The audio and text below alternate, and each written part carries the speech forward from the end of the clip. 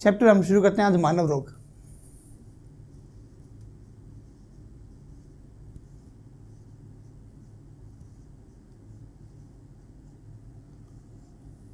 अब ये छोटी क्लासों की तरह हम बात नहीं करेंगे कि रोग शरीर की सामाजिक दशा सही होना उसको रोग नहीं बोलते हैं या उसको स्वास्थ्य बोलते हैं। ऐसी परिभाषाएं पेपर में पूछेगा नहीं पेपर वाला कभी भी। तो हमें ये पता होना चाहिए रोग का मतलब क्या है, वो परिभाषा जो हमको समझ में आ जाए बात। रोग वो है कि शरीर का कोई भी अंग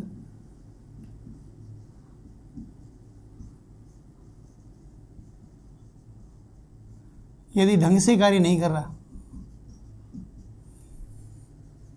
शरीर का कोई भी अंग ढंग से कार्य न करे, इसी अवस्था को रोग कहते हैं।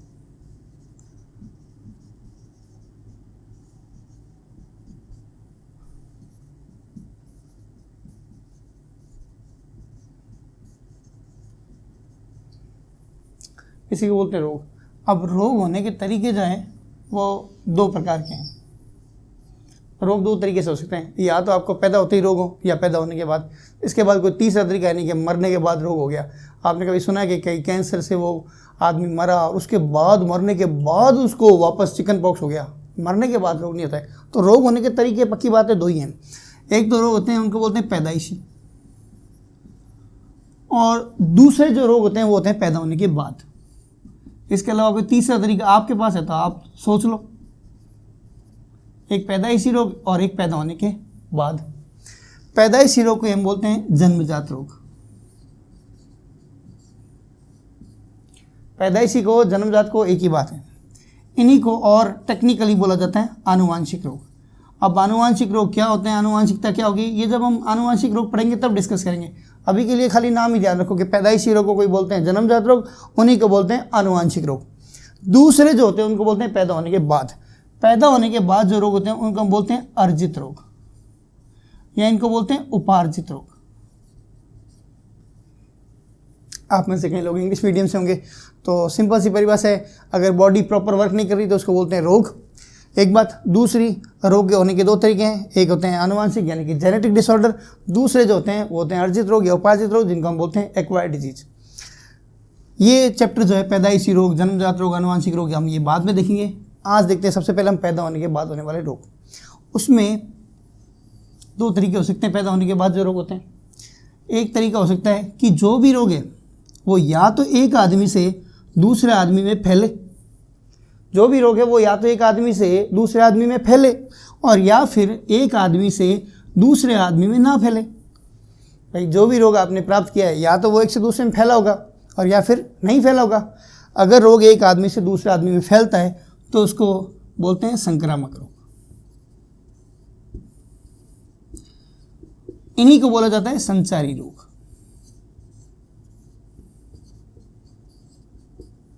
इंग्लिश में इनको बोलते हैं इन्फेक्शियस डिजीज या कॉन्टेजियस डिजीज, जो एक से दूसरे में फैलती है, कम्युनिकेबल डिजीज। और दूसरी जो होती है जो कम्युनिकेशन नहीं होता। कम्युनिकेशन का मतलब क्या होता है, एक से दूसरे से बात, तो एक से दूसरे वार्तालाप, वही होता है कम्युनिकेशन। तो इनमें तो एक से दूसरे से बात हो रही है तो ये तो कम्युनिकेबल हो गई, जब बात नहीं हो रही है तो वो नॉन कम्युनिकेबल हो गई। इसको बोलेंगे असंक्रामक रोग। असंक्रामक रोग, या फिर इन्हें बोलेंगे हम असंचारी रोग। एक ही बात है, असंक्रामक बोलो असंचारी बोलो, एक ही बात है। तो इसको वापस एक बार छोटा सा जायजा लेते हैं कि अब तक हमने क्या करा है। देखिए पहले लेते हैं मानव रोग। रोग किसको बोलते हैं, आपको ज़्यादा परिभाषाएं नहीं याद करनी, लंबी चौड़ी कंपटीशन एग्जाम है, बहुत टफ कंपटीशन होना है। तो आपको ये नहीं करना कि भाई परिभाषाएं रट रहे हैं गधों की तरह। हमको ये पता होना चाहिए कि परिभाषा ये है कि अंग ढंग से कार्य न करे। अंग ढंग से कार्य न करे, रोग, सिंपल, खत्म खेल। अब रोग होते हैं दो प्रकार के, या तो पैदाइशी या फिर पैदा होने के बाद। पैदाइशी रोग को बोलते हैं जन्मजात रोग, इन्हीं को बोलते हैं आनुवांशिक रोग। और जो पैदा होने के बाद जो रोग होते हैं उनको बोलते हैं अर्जित रोग या फिर उपार्जित रोग। ये या तो एक से दूसरे में फैलेंगे और या तो फिर नहीं फैलेंगे। अगर फैलते हैं तो संक्रामक, इन्हीं को बोलते हैं संचारी, और एक से दूसरे में ना फैले तो उनको बोलते हैं असंक्रामक या फिर असंचारी। अब हम इस तरफ जाते हैं संक्रामक रोग की तरफ। तो अब हमारी हेडिंग रहेगी इस पूरे में संक्रामक रोग। तो हेडिंग हम लगाते हैं नए सिरे से संक्रामक रोग। इसको मैं मिटाता हूँ। अब तक क्या किया हमने उसको वापस एक बार रिकॉल करते हैं। देखो रोग पढ़ रहे हैं, रोग के बारे में हमने बात करी। रोग वो अवस्था होती है जब अंग ढंग से कार्य न करे, अंग ढंग क्रॉस अंग ढंग से काम नहीं कर रहा। रोग होते थे दो प्रकार के, एक थे पैदाइशी और एक होते थे पैदा होने के बाद। पैदा होने के बाद जो थे उनका नाम था अर्जित रोग।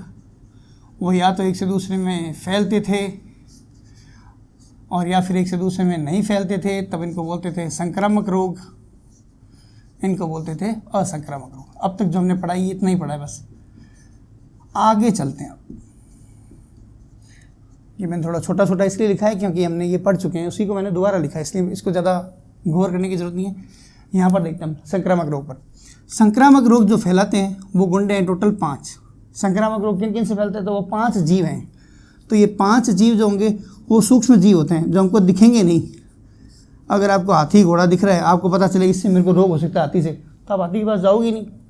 तो संक्रामक रोग जो एक से दूसरे में फैलेंगे वो पक्की बात है, वैसे जानवर होंगे जो हमको दिखेंगे नहीं, ये सूक्ष्म जीव हमको दिखेंगे नहीं।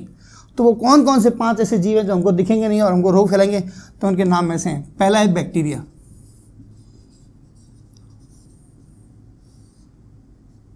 दूसरा है वायरस, तीसरा है कवक, चौथा है कृमि और 5वां है प्रोटोजोआ। अब इनको बैक्टीरिया को मैं दोबारा बता देता हूँ। बैक्टीरिया को बोलते हैं जीवाणु और वायरस को बोलते हैं विषाणु। तो आधी दुनिया तो इसी में कंफ्यूज है कि बैक्टीरिया जीवाणु है कि सर वायरस विषाणु है, कौन सा क्या है। तो इतना ही याद रखना कि वायरस में आता है वह, विषाणु में आता है वह, तो इससे याद रह जाएगा। बैक्टीरिया को बोलते हैं जीवाणु, बस एक याद करो, दूसरा याद करने की जरूरत ही नहीं है। आपने एक याद किया वायरस मतलब होता है विषाणु, तो ऑटोमेटिक बात है, दूसरा जो बच गया वो बैक्टीरिया है और बैक्टीरिया को बोलते हैं जीवाणु। कवक, कवक होता है, कवक मतलब फंगस बोलते हैं इसको। कृमि जो छोटे मोटे कीड़े वगैरह होते हैं, जैसे आपने केंचुआ देखा होगा, अर्थवर्म देखा होगा, वो कृमि में आते हैं। प्रोटोजोआ में जैसे अमीबा सबने नाम सुना होता है वैसे जीव आते हैं। बात करते हैं बैक्टीरिया की। तो ये मैं अब सीधा यहाँ शुरू करूँ कि ये रोग बैक्टीरिया से कौन कौन से होता है, कौन सा रोग वायरस से होता है, कौन सा कवक से होता है, कौन सा कृमि से होता है, कौन सा प्रोटोजोआ से होता है। इससे पहले हम ये करेंगे बैक्टीरिया वास्तव में चीज़ क्या है। बैक्टीरिया हमको फ़ायदा देता है कि हमको घाटा देता है? क्या कभी आपने बैक्टीरिया देखा है? आप सोच रहे हो कि बैक्टीरिया सर मेरे को दिखाओ, अब आप कहोगे मेरे को कुत्ता दिखाओ तो मैं दिखा सकता हूँ, घोड़ा दिखाओ दिखा सकते हैं, लेकिन आप कहोगे बैक्टीरिया का सर मेरी लाइफ में क्या रोल है, मेरे को बैक्टीरिया से क्या मतलब है। सही बात है आपकी कि मेरे को बैक्टीरिया से क्या मतलब है, लेकिन बैक्टीरिया का हमारी ज़िंदगी में रोल है, पक्का रोल है। वो कौन कौन सा है वो हम देखते हैं। बैक्टीरिया का क्या रोल है, वायरस का क्या रोल है वो हम देखेंगे। तो अब थोड़ा सा हम इसका ओवरव्यू ले रहे हैं, हम अभी रोग स्टार्ट नहीं कर रहे। अभी हम ये पढ़ रहे हैं कि बैक्टीरिया का मेरी ज़िंदगी में क्या रोल है, आपकी ज़िंदगी में क्या रोल है। तो पहले हम ये लेते हैं बैक्टीरिया का क्या रोल है। तो बैक्टीरिया से रिलेटेड कुछ क्वेश्चन है, या बेसिकली मैं कहूँ तो दूध से रिलेटेड क्वेश्चन है। बहुत सारे क्वेश्चन है जो एग्जाम में आते हैं, तो उसके ऊपर फोकस करते हैं सीधा सीधा। देखिए हमको पढ़ना जरूर रोग है, लेकिन हमारा टारगेट जो है वो कंपटीशन एग्जाम में नीट की तैयारी नहीं करनी, हमें कोई पीएमटी नहीं करनी। हमें ऐसा तैयार करना है कि वायरस का, बैक्टीरिया का जो जनरल क्वेश्चन आता है सामान्य विज्ञान में कंपटीशन एग्जाम में, वो हमसे क्रैक हो जाए। जैसे बैक्टीरिया पर क्वेश्चन पूछेगा, दूध पर क्वेश्चन पूछेगा, तो हमको वो लेना है। साइंस को मस्ती मजाक में पढ़ो, मज़ा आएगा आपको। अगर आप इसको और ज़्यादा टेंशन लोगे कि और सर इसको खाली बैक्टीरिया की मेरे को तो रोग बता दो बस आते ही आप, वो नहीं होगा। क्योंकि कई बच्चे आर्ट्स से होते हैं तो उनको नहीं पता बैक्टीरिया क्या है। बैक्टीरिया क्या, उससे बात करेंगे, फिर हम आएंगे रोगों पर आराम से।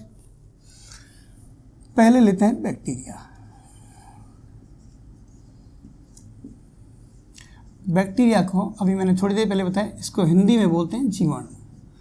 अब आपकी और मेरी अब तक हमने पढ़ा है कि संक्रामक रोग फैलाने वाले गुंडे होते हैं 5, बैक्टीरिया, वायरस, कवक, कृमि और प्रोटोजोआ। तो मैं बैक्टीरिया के रोग सीधे लिखवा सकता हूँ, पर वो ज़्यादा लोगों को समझ में नहीं आएगा कि सर आपने ये क्या करवाया है। तो ज़्यादा बेटर ये रहेगा कि बैक्टीरिया से रिलेटेड कुछ और भी क्वेश्चन है तो वो मैं पहले करवा दूँ आपको। तो बैक्टीरिया पर आते हैं। बैक्टीरिया को हिंदी में बोलते हैं जीवाणु। अब बैक्टीरिया आपने कब देखा? हमने तो सर कभी नहीं देखा, मेरे को नहीं पता बैक्टीरिया का क्या रोल होता है। तो देखिए कैसा होता है बैक्टीरिया का रोल। आपने ज़िंदगी में दूध से दही बनते देखा है, रोज़ ही होता है ये तो हमारे घर में, तो रोज़ की कहानी है। दूध से क्या बनता है? दही बनता है। तो क्वेश्चन पूछते हैं कई बार पेपर में, दूध से दही के निर्माण की प्रक्रिया को विज्ञान में क्या बोलते हैं? तो दूध से दही के निर्माण की प्रक्रिया को बोलते हैं किण्वन। अंग्रेजी में इसको बोलते हैं फर्मेंटेशन। दूध से दही के निर्माण की प्रक्रिया कहलाती है किण्वन। किण्वन के ऊपर पेपर में क्वेश्चन पूछा कि किण्वन की खोज किसने करी? किण्वन की खोज करने वाले आदमी का नाम था लुई पाश्चर। सबसे पहले किण्वन की खोज किसने करी? तो लुई पाश्चर ने। उसके बाद किण्वन का अध्ययन क्या कहलाता है? क्वेश्चन दूसरा, ये वही एग्जाम में आए, मैं सारे क्वेश्चन करा रहा हूँ मैं, बकवास नहीं करवा रहा, फालतू के हल्के फुल्के क्वेश्चन। किण्वन का अध्ययन क्या कहलाता है? जाइमोलॉजी। जनरली क्या होता है कि किसी भी चीज़ का अध्ययन बनाना है तो ऐसे ही बनाते हैं, जैसे कोई पूछे बैक्टीरिया का अध्ययन क्या कहलाता है, आपको पूछ ले कि सर बैक्टीरिया का अध्ययन क्या कहलाता है। बैक्टीरिया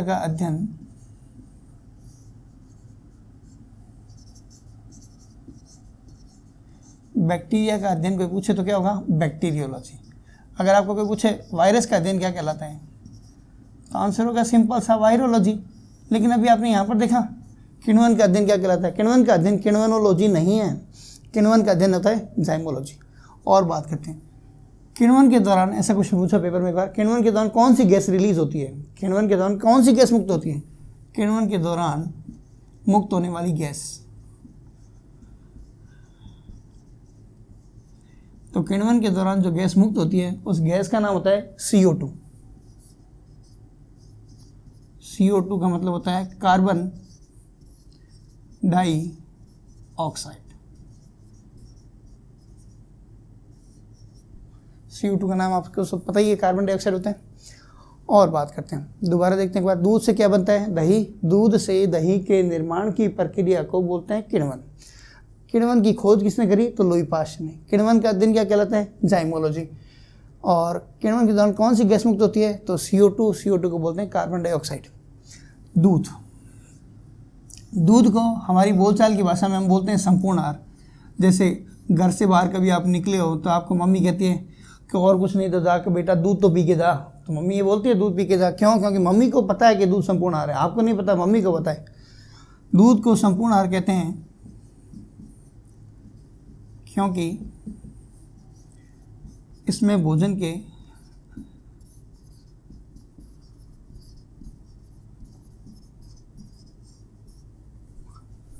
सभी आवश्यक घटक पाए जाते हैं।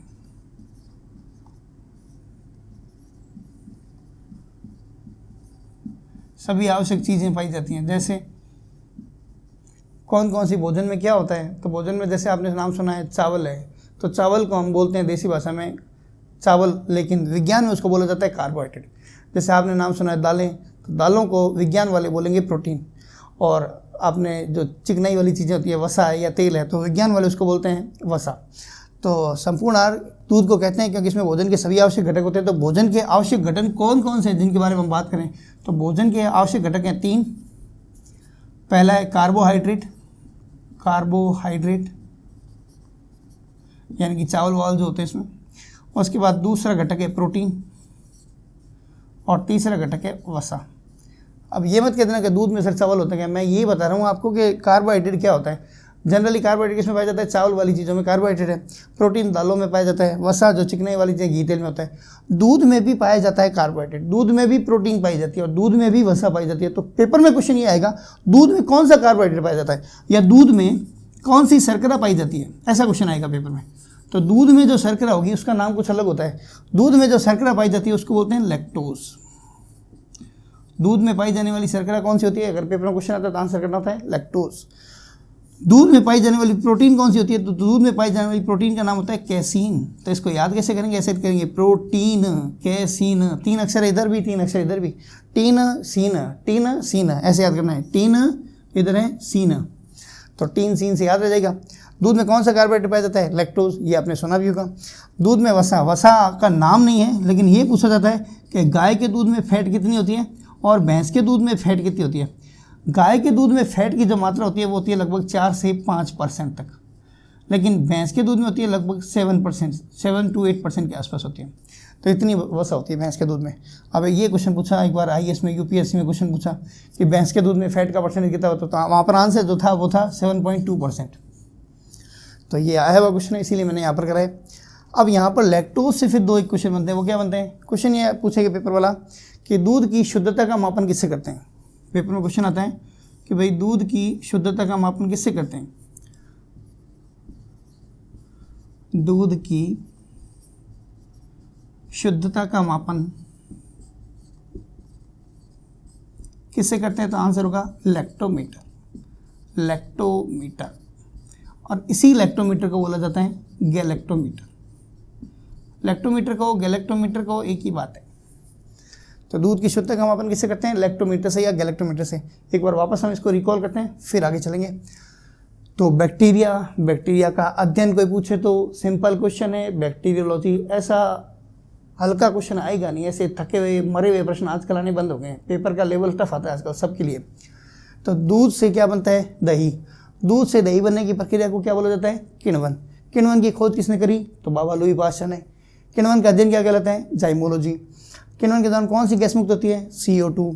दूध को हम क्या बोलते हैं? संपूर्ण आहार। अंग्रेजी में बोलेंगे कंप्लीट फूड। कंप्लीट फूड बोलते हैं क्यों? क्योंकि इसमें पाए जाते हैं कार्बोहाइड्रेट, प्रोटीन और फैट। कार्बोहाइड्रेट यानी शुगर जो होती है दूध में, कौन सी शर्करा पाई जाती है? तो उसको बोलेंगे लैक्टोज। दूध की प्योरिटी का मापन, दूध की शुद्धता का मापन किससे करते हैं? लैक्टोमीटर। इसी को बोला जाता है गैलेक्टोमीटर।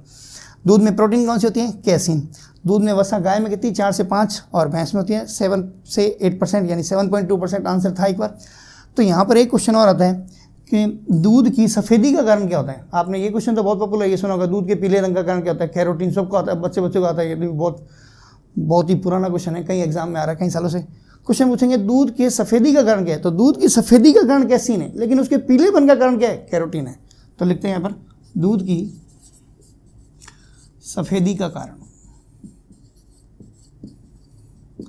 तो दूध की सफ़ेदी का कारण अगर कोई पूछे तो उसका आंसर भी क्या होगा? कैसीन। अब आपके मन में सीधा सा क्वेश्चन आएगा कि सर फिर दूध के पीलेपन का आंसर बता दो, तो मैं इसको मिटाता हूँ, फिर आगे चलते हैं। दूध के पीलेपन का कारण कौन सा होता है? तो दूध के पीलेपन का कारण आप सबको पता होता है कैरोटीन। वो बोर्ड मिटा के फिर आगे चलते हैं। दूध की हम बातें कर रहे थे, लास्ट क्वेश्चन में कहा दूध की सफ़ेदी का कारण होता है कैसीन। तो अब देखते हैं दूध के पीलेपन का कारण। दूध से दही बनने वाली कहानी चल रही है हमारी। हालांकि आपको लग रहा होगा सर बैक्टीरिया पढ़ाते पढ़ाते ये क्या पढ़ाने लगे, तो दूध से रिलेटेड क्वेश्चन आते हैं इसीलिए हम कर रहे हैं ये, नहीं तो हमें शौक नहीं है। दूध से आगे चलते हैं कि दूध के पीलेपन का कारण क्या होता है? दूध के पीलेपन का कारण, दूध के पीलेपन का कारण होता है कैरोटीन। क्वेश्चन आता है गाजर का रंग लाल क्यों होता है? गाजर का रंग लाल क्यों होता है? ऐसा क्वेश्चन आया पेपर में। जूनियर अकाउंटेंट में अभी ये क्वेश्चन पूछा एग्जाम में। तो जूनियर अकाउंटेंट के एग्जाम में क्वेश्चन पूछा गाजर का रंग लाल क्यों होता है। अब गाजर सिलेबस में थोड़ी है कि भाई गाजर पढ़ रहे हो आप, ये पढ़ रहे हो। क्वेश्चन करना है अपने को तो क्लियर। तो गाजर का रंग लाल क्यों होता है? तो उसका आंसर होता है कैरोटीन। और बात करते हैं। अब आपको कोई पूछे टमाटर का रंग लाल क्यों होता है, तो चीख के बोलेंगे स्टूडेंट के टमाटर का रंग लाल क्यों होता है? इसका आंसर भी होगा कैरोटीन, लेकिन ये आंसर गलत होगा, क्योंकि टमाटर का रंग लाल जो होता है उसका आंसर होता है लाइकोपीन।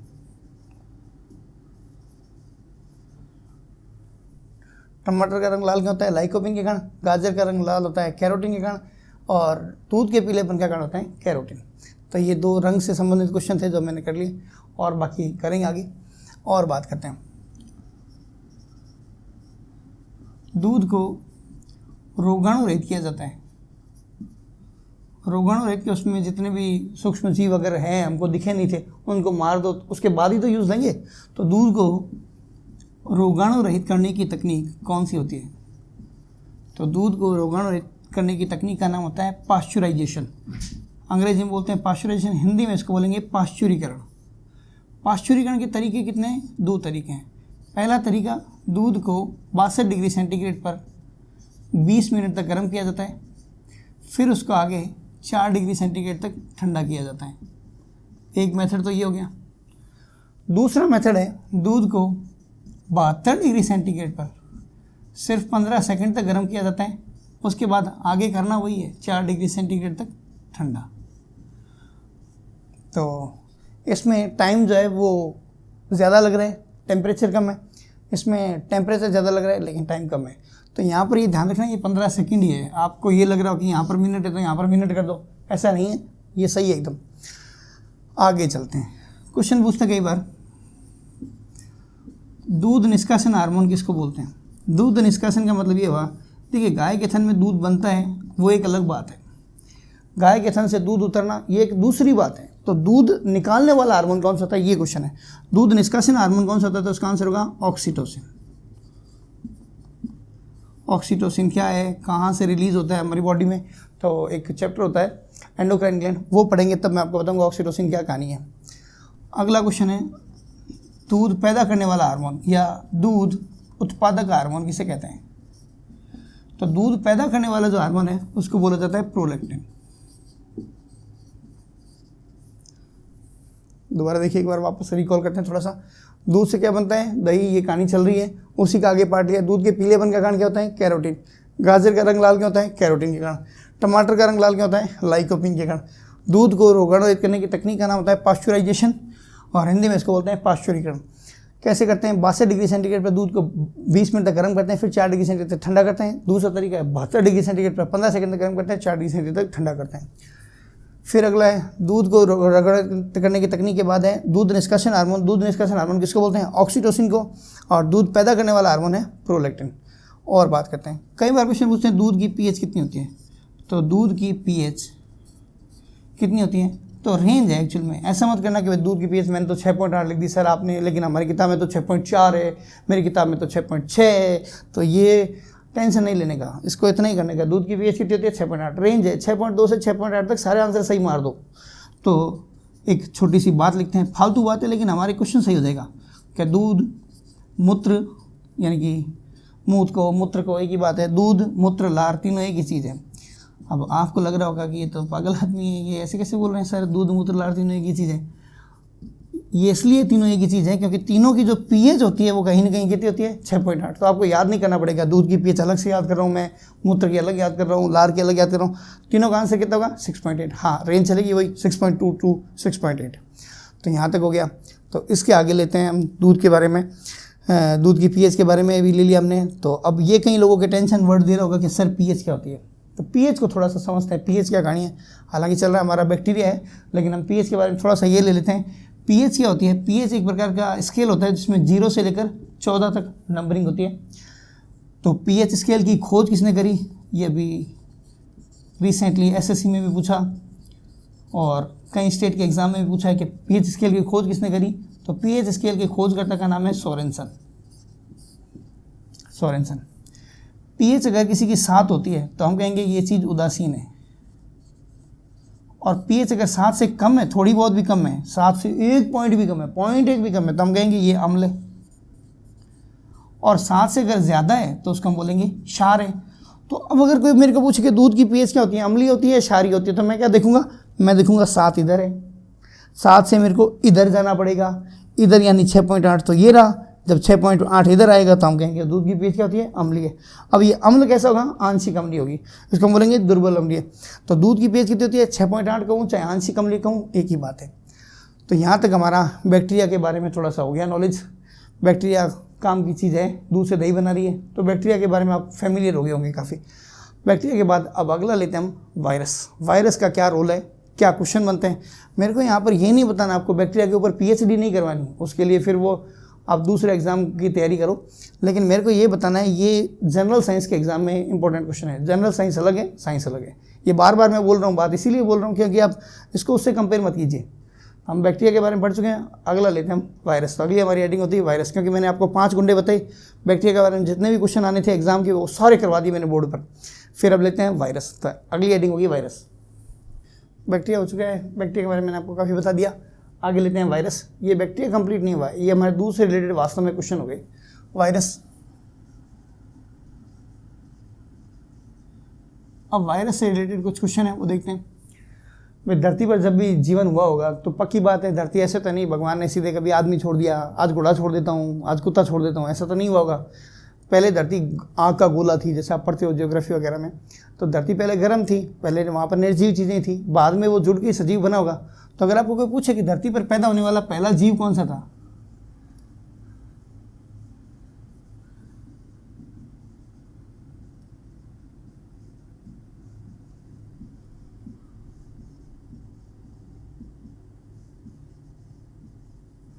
तो मैं वायरस कहूँगा। लेकिन मेरे को कहे पहला सजीव कौन सा था, वायरस क्योंकि सजीव नहीं है। पहली बात ये आप सोच रहे होंगे सर आप कह रहे हो धरती पर पैदा होने वाला पहला जीव है वायरस, पर हमने तो पढ़ा है प्रोटोजोआ अमीबा होता है, ऐसा है, सही बात है, वो क्वेश्चन अलग है। यहाँ पर मैं कह रहा हूँ धरती पर पैदा होने वाला पहला जीव कौन सा, तब तो उसका आंसर होगा वायरस। धरती पर पहला पैदा होने वाला सजीव कौन सा था, तब मैं कहूँगा अमीबा या प्रोटोजोआ। तो धरती पर पैदा होने वाला पहला जीव वायरस। वायरस निर्जीव भी है और सजीव भी है। तो यहाँ पर वायरस से रिलेटेड एक बहुत इंपॉर्टेंट क्वेश्चन होता है, कई एग्जाम में है, पुराने क्वेश्चन है लेकिन कराने तो पड़ेंगी। निर्जीव और सजीव के बीच की योजक कड़ी किसे कहते हैं? निर्जीव और सजीव के बीच की योजक कड़ी किसको कहा जाता है? वायरस को।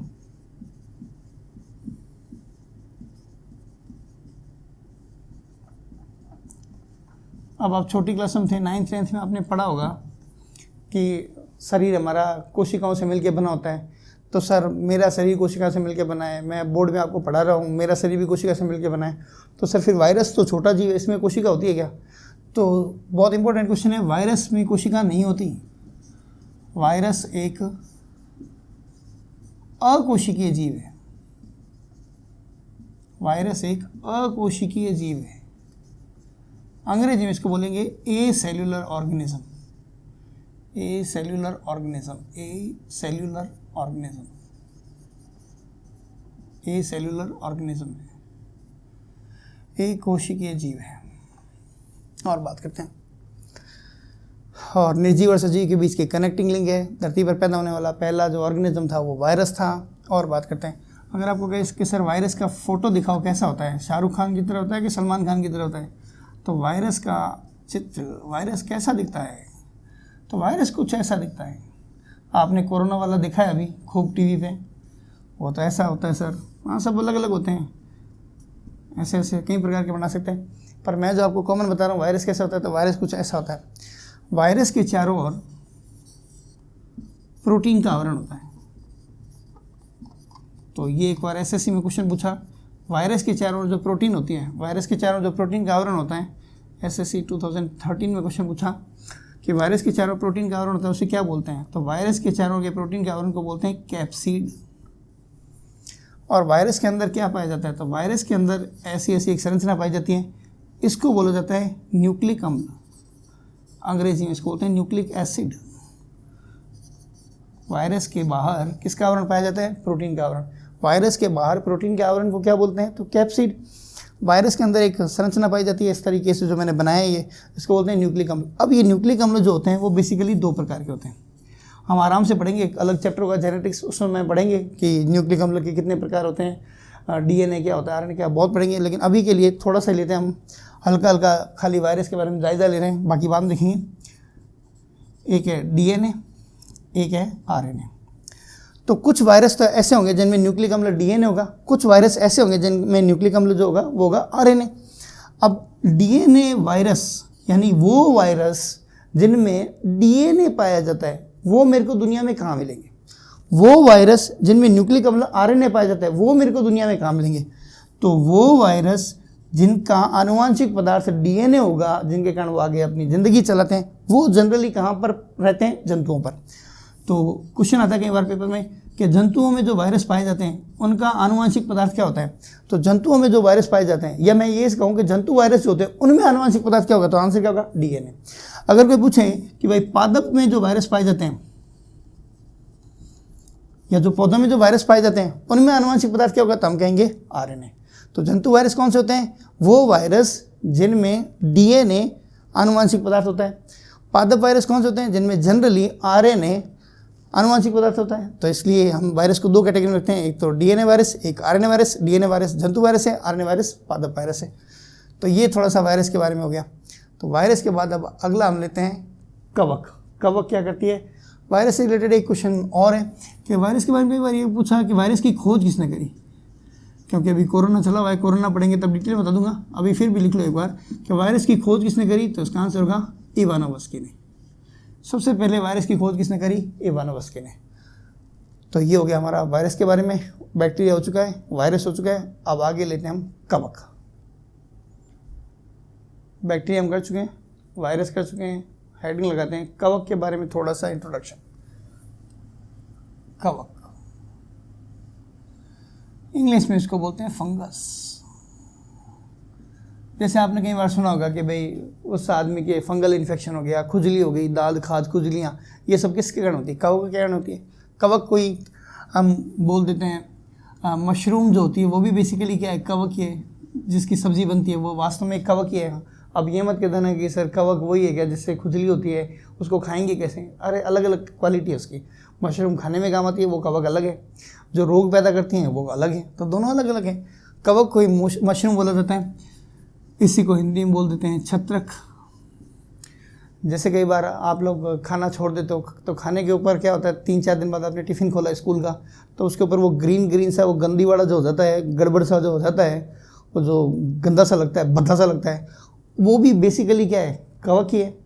तो ये फंगस ही कहलाती है। तो ये होती है फंगस के बारे में थोड़ा सा मैं आपको विजुलाइज करा देता हूँ। फंगस ये अध्ययन, अगर आप सोच रहे हो कि सर कवकोलॉजी लिख दो, तो ऐसा नहीं है।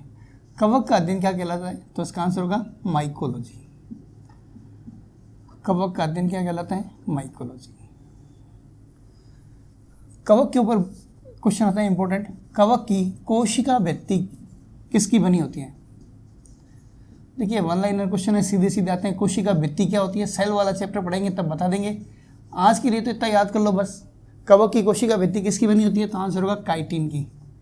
अब ये कोशिका भित्ति क्या होती है तो थोड़ा सा और बता देता हूँ। जैसे हमारी कोशिका होती है तो हम जंतु हैं, तो जंतु कोशिका एक होती है पौधे, तो पौधे में होती है जो कोशिका उनको बोलते हैं पादप कोशिका। तो पादपों की जो कोशिका भित्ति होती है उनमें कोशिका भित्ति पाई जाती है। अगर मनोज मेरी बात करूँ मैं या किसी की भी बात करूँ तो उनमें कोशिका भित्ति नहीं पाई जाती। तो पादपों की कोशिका भित्ति किसकी बनी होती है? तो आंसर होगा सेल्यूलोज की। जंतुओं में कोशिका भित्ति पाई जाती है क्या? ऐसा क्वेश्चन भी पूछते हैं पेपर में। तो जंतुओं में कोशिका भित्ति नहीं पाई जाती, पादपों में कोशिका भित्ति पाई जाती है। पादपों की कोशिका भित्ति किसकी बनी होती है? तो आंसर क्या होगा? सेल्यूलोज। कवक की कोशिका भित्ति किसकी बनी होती है? काइटिन की। तो इसको की से याद कर लो। के पहले के का मतलब कवक, दूसरे के का मतलब कोशिका भित्ति, और तीसरे के का मतलब काइटिन। कवक की कोशिका भित्ति किसकी बनी होती है? काइटिन की। तो 3K से आप इसको याद रख सकते हो। 3K का मतलब यहाँ पर 3000 नहीं है, 3K का मतलब कवक कोशिका भित्ति किसकी बनी? काइटिन की। Important question. कवक के ऊपर क्वेश्चन आता है, कवक में भोजन का संचय किस रूप में रहता है? कवक में भोजन का संचय किस रूप में होता है? पॉपुलर क्वेश्चन है। कवक में भोजन का संचय किस रूप में रहता है? तो इसका आंसर होगा ग्लाइकोजन में। अब यहाँ पर फिर 2 क्वेश्चन बनते हैं। क्वेश्चन पूछते कई बार, पादपों में भोजन का संचय किस रूप में रहता है? पादपों में भोजन का संचय किस रूप में होता है? स्टार्च के रूप में। जबकि जंतुओं में भोजन का संचय किस रूप में रहता है? जंतुओं में भोजन का संचय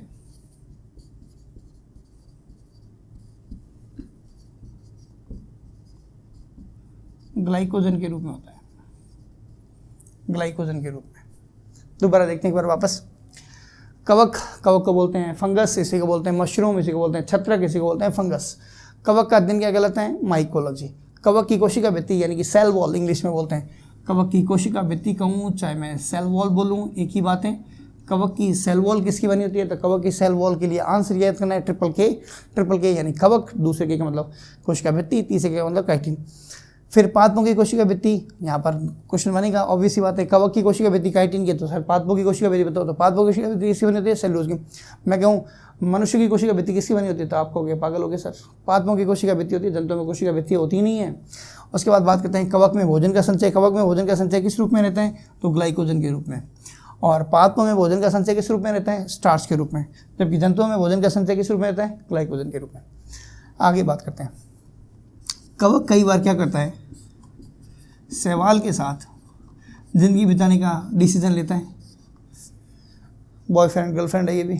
तो कवक शैवाल कई बार दोनों कहते हैं चलो साथ में ज़िंदगी बिताते हैं, तुम्हारी ज़िंदगी मैं ख़राब कर देती हूँ। शैवाल कहता है नहीं नहीं, तुम मेरी ज़िंदगी में आओ, मेरी ज़िंदगी बन जाएगी। ऐसी बातें होती हैं।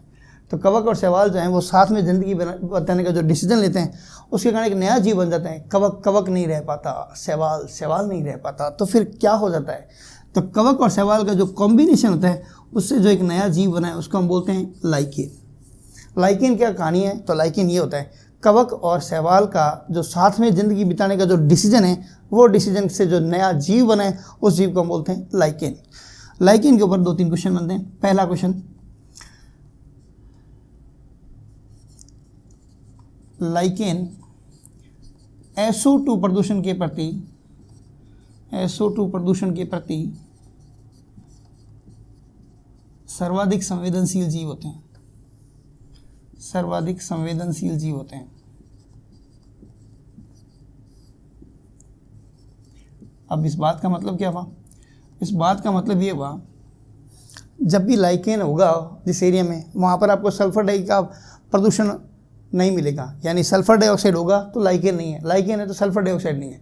तो बहुत ही इन्वायरमेंट के आजकल क्वेश्चन बहुत आते हैं यूपीएससी में, और जो स्टेट पीसीएस उसमें बहुत आते हैं क्वेश्चन कि सल्फर डाइऑक्साइड प्रदूषण के का इंडिकेटर कौन है। तो इंडिकेटर कौन है, सूचक कौन है? अगर सल्फर डाई प्रदूषण ज़्यादा होगा तो उसमें लाइकेन नहीं रहेगा, और जहाँ पर लाइकेन है वहाँ पर सल्फर डाइऑक्साइड नहीं होगा। तो सीधी सी कहानी है। और बात करते हैं लाइकेन की। क्वेश्चन पूछते हैं लिटमस पेपर किसका बना होता है? जैसे आपने साइंस में सुना होगा कि अम्ल क्षार, ये चैप्टर पढ़ा होगा कभी ज़िंदगी में, तो उसमें लिटमस पेपर नाम सुना होगा। लिटमस पेपर, अम्ल ये होते हैं, लाल को नीला कर देते हैं, वो नीले को लाल कर देते हैं, ये कहानियाँ सुनी होगी। तो उसमें एक लिटमस पेपर होता है। क्वेश्चन आता है लिटमस पेपर किसका बना होता है? तो लिटमस पेपर जो होता है बेसिकली वो किसका बना होता है? लाइकेन का। लिटमस पेपर लाइकेन का बना होता है। तो ये लाइकेन के ऊपर 2 धांसू क्वेश्चन है जो कई एग्जाम में आए, सैकड़ों एग्जामों में क्वेश्चन आए, तो इसलिए मैंने यहाँ पर करवा दिया। लाइकेन का पढ़ा रहा मैं, रोग में कवक हूँ अभी भी। तो अभी एक बार वापस थोड़ा सा रिकॉल कर लेते हैं। कवक और शैवाल के कॉम्बिनेशन को बोलते हैं लाइकेन। लाइकेन के ऊपर क्वेश्चन 2 कि सल्फर डाइऑक्साइड के प्रदूषण का प्रति कौन सा सर्वाधिक जीव जो है वो संवेदनशील है? तो आंसर होगा लाइकेन। और लिटमस पेपर किसका बना होता है? लाइकेन का। तो बैक्टीरिया हो गया, वायरस हो गया, कवक हो गया।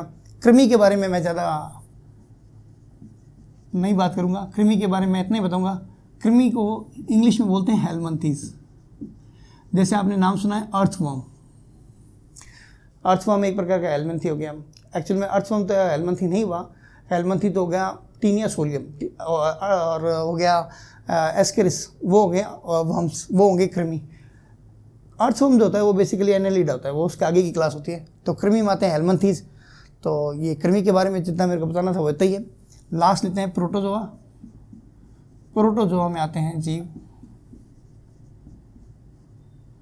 अमीबा टाइप के जीव, अमीबा और एक कोशी के जीव आते हैं इसमें ज़्यादातर, उनको बोलते हैं प्रोटोजोआ। और वो कौन कौन से हैं, हमारे रोग में कैसे काम आएंगे, तो वो हम डिस्कस करेंगे अलग से। तो बैक्टीरिया, वायरस, कवक, कृमि, प्रोटोजोआ, ये टॉपिक हो गया हमारी तरफ से कंप्लीट। इनका इंट्रो खाली। अब हम आगे चलते हैं कि कौन सा वायरस से रोग होता है, कौन सा बैक्टीरिया से होता है, कौन सा कवक से होता है, कौन सा कृमि से होता है, कौन सा प्रोटोजोआ से होता है। तो अगली हेडिंग लगाते हैं हम संक्रामक रोगों के जो रोगजनक हैं 500 गुंडे, उस कौन से गुंडे से कौन सा रोग होता है वो देखेंगे। तो हेडिंग लगाते हैं संक्रामक रोगों के रोगजनक, यानी संक्रामक रोग पैदा करने वाले। तो पैदा करने वाले हमको पता ही है 5 गुंडे हैं। एक है बैक्टीरिया,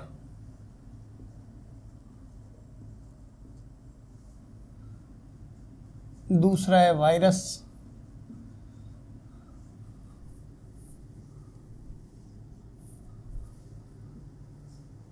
तीसरा है कवक, चौथा है कृमि, और 5वां है प्रोटोजोआ। तो संक्रामक रोग फैलाने वाले कुंडे पहले ही बता चुका मैं, ये बैक्टीरिया, वायरस, कवक, कृमि, प्रोटोजोआ 5 हैं। इसमें से बैक्टीरिया हम सबसे एंड में पढ़ेंगे, तो अभी हम 4 ही पढ़ेंगे, वायरस, कवक, कृमि, प्रोटोजोआ। तो सबसे पहले लेते हैं प्रोटोजोआ। तो प्रोटोजोआ से कौन कौन सी बीमारियां होती हैं? तो प्रोटोजोआ से होने वाली बीमारियां टोटल है 6। तो वो कौन कौन सी 6 हैं उसको याद करने का मेरे पास एक कोड है, उस कोड से याद करेंगे हम। आप इतना याद कर लो बस, अम्मी कहाँ की है कि मणिपाल की है। अम्मी, मम्मी जो है वो चाइनीज है, छोटी आंखों वाली है। तो अम्मी कहाँ है? मणिपाल की। अम्मी का मणिपाल। अम्मी से रोग का नाम होता है अमीबाइसिस।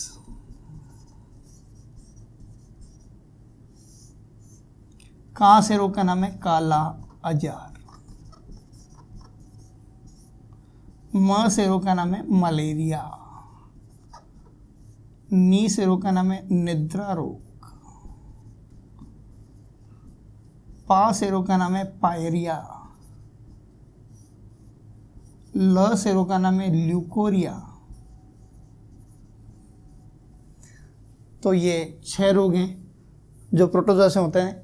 पहला है अम्मी से अमीबाइसिस, का से कालाजार, म से मलेरिया, नी से निद्रा रोग, पा से पायरिया और ल से ल्यूकोरिया। अब लेते हैं हम कृमि वाले रोग। कृमि से कौन कौन से रोग होते हैं तो उसको याद करने का हमारे पास एक कोड है कि हम फेंटा पी रहे थे, फेंटा में हमारा तो एस्करिस निकल गया, कृमि निकल गया, फेंटा। कृमि को याद करने का हमारे पास कोड है फेंटा। तो एफ से रोग का नाम है फाइलेरिया, हिंदी में इसे बोलते हैं हाथी पांव रोग।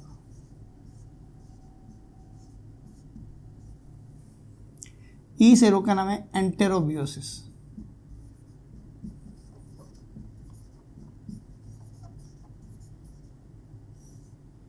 एंटेरोबियोसिस जो है मिठाई खाने वाले बच्चों में हो जाता है कई बार। एन से रोग का नाम है नारू,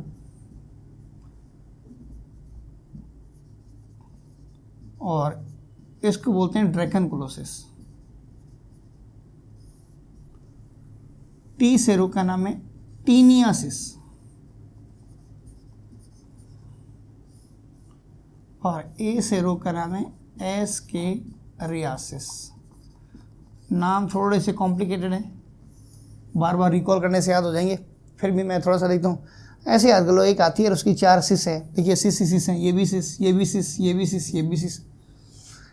एक सिस एंटी भी रहती है, टेडी भी रहती है, तो उसको बोलते हैं एंटेरोबियोसिस। एक नारी है, सिंपल नारी, सारी ड्रैकन ही ड्रैकन है ऐसे बोल देते हैं मजाक के लिए। तो नारी ड्रैकन, तो नारू से याद कर लो ड्रैकनकुलोसिस। फिर टीना है, फिर रिया है, तो ऐसे नाम याद आ जाएंगे। ऐसे नाम याद रहते हैं, बहुत अच्छे से याद रहते हैं। तो टीना, रिया, नारी, एंटेरो, आसान वर्ड है। तो कृमि वाले रोगों का कोड है फेंटा। एफ से रोग का नाम है फाइलेरिया, ई से रोग का नाम एंटेरोबियोसिस, एन से रोग का नाम नारू, टी से रोग का नाम टीनियासिस, और ए से रोग का नाम एस्केरियासिस। आगे लेते हैं कवक। कवक का कोड है माँ, ए, गंजा, दामाद, फ्रूट, खाए। तो माँ से रोग का नाम है मेनिंजाइटिस।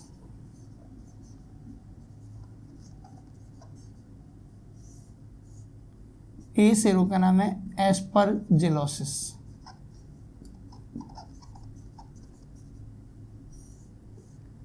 गंजा से रोग का नाम गंजापन।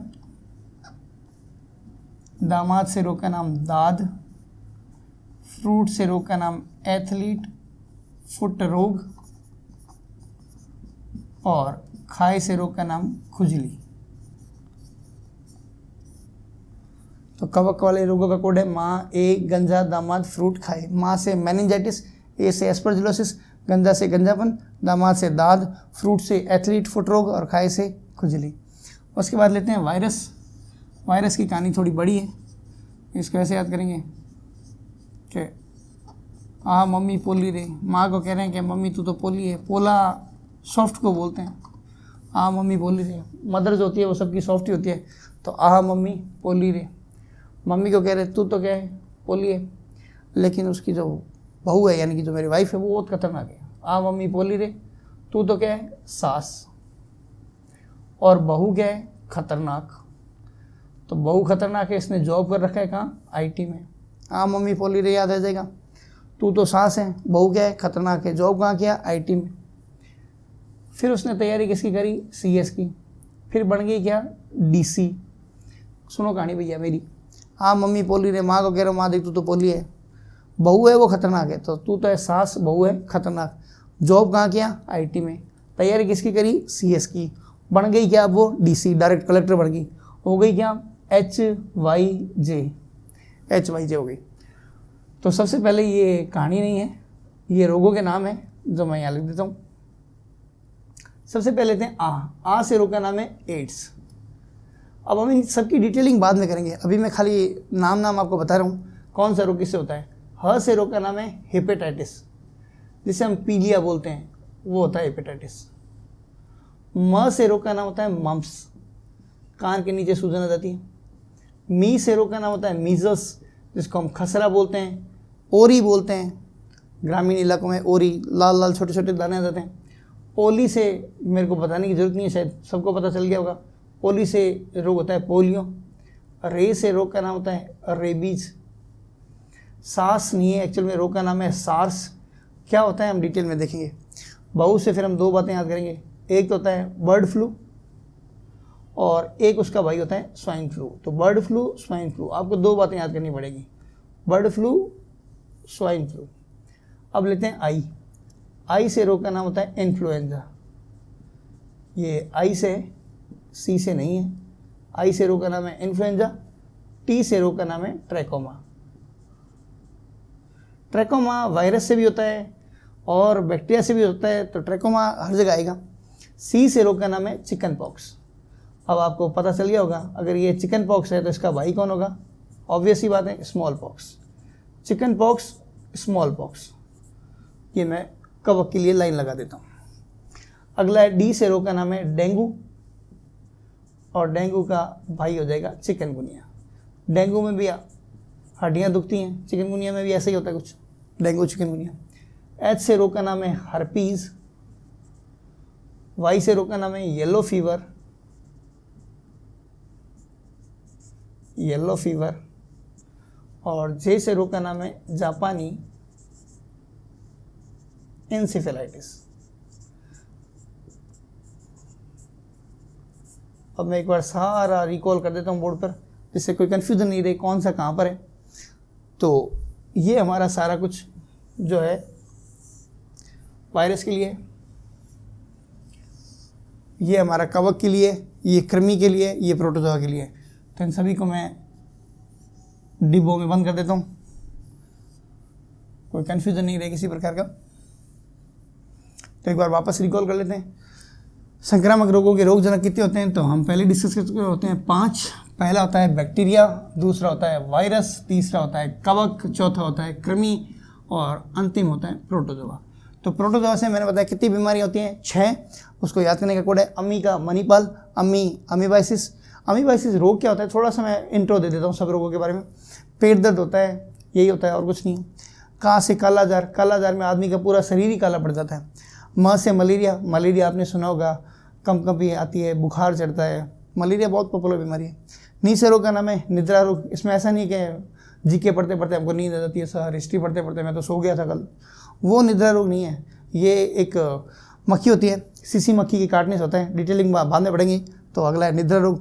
पा से पायरिया, कई के लोगों के मुंह से बदबू आती रहती है, तो उनको वास्तव में कौन सी बीमारी होती है? पायरिया है, जो प्रोटोजोआ से होती है। लास्ट है ल्यूकोरिया। ल्यूकोरिया जो होता है वो महिलाओं में होता है, इसको हिंदी में बोलते हैं श्वेत प्रदर। तो थोड़ा थोड़ा मैंने आपको इसका इंट्रो दे दिया कि ये बीमारियां हैं क्या, अगर जो पहली बार पढ़ रहे हैं उनको भी ये पता चल जाएगा। अमीबाइसिस सिंपल पेट दर्द जो होता है उसी को बोलते हैं। कालाजार में शरीर काला पड़ेगा, मलेरिया बुखार आता है, और निद्रा रोग में नींद आती है, पायरिया रोग में मुंह से बदबू आती है, ल्यूकोरिया महिलाओं में होता है, योनि से सफ़ेद रंग का पानी निकलता है, उसको बोलते हैं श्वेत प्रदर रोग। अगला लेते हैं कृमि। कृमि का कोड मैंने आपको बताया फैंटा। एफ से रोग का नाम है फाइलेरिया, ई से एंटेरोबियोसिस, एन से नारू, टी से टिनियासिस, ए से एस्केरियासिस।